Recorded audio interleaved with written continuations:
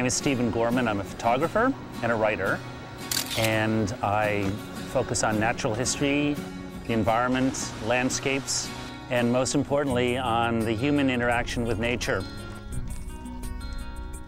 My background is in American history and also in environmental studies. So I have my college degree in American history and my master's degree is in environmental studies. And so I'm very interested in the history of land use and how people and nature have interacted on the North American continent over the last 400 or 500 years. I've been coming to the Arctic for almost 30 years. I started traveling to Alaska in 1980, and I've been coming practically every year ever since. So tried to travel as much as I can across the Arctic of North America from western Alaska all the way to Davis Strait.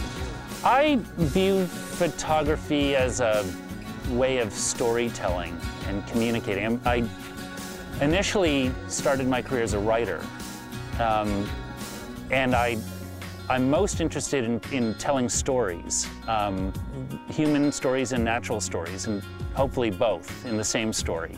And I always found that photography enhanced the storytelling. It provided a visual for the written word. It provided a way of enhancing the understanding, of amplifying the understanding.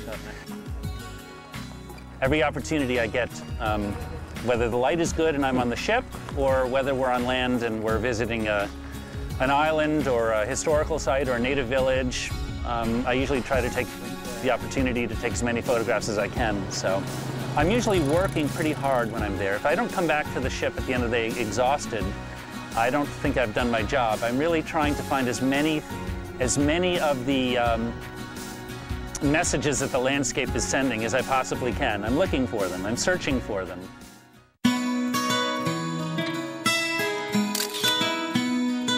See the icebergs out there in the ocean?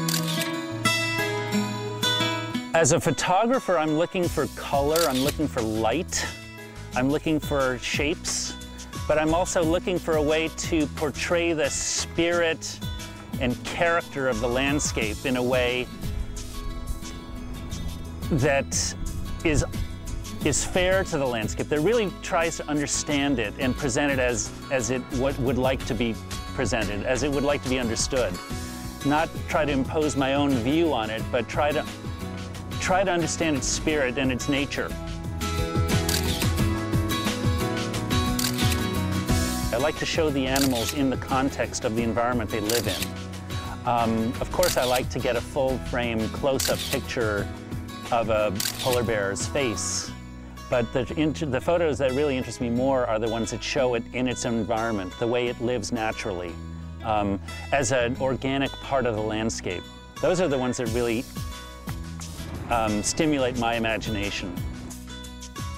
I guess if I were to say who one of my great heroes is, it would be Canadian painter Robert Bateman, who is a master at capturing or portraying the spirit of a land and the spirit of the animals and the spirit of those animals in the context of the landscape.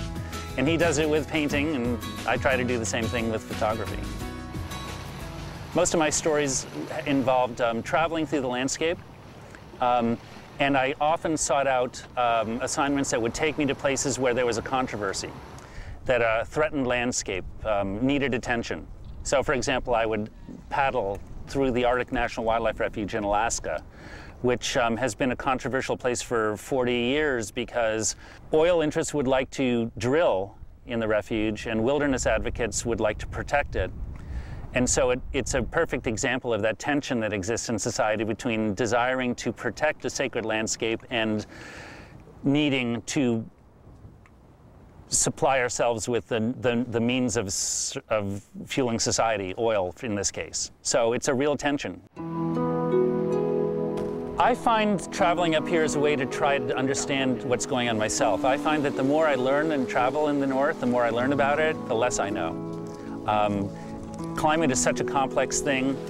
Ice is a complex thing. Weather is a complex thing. I don't really understand it.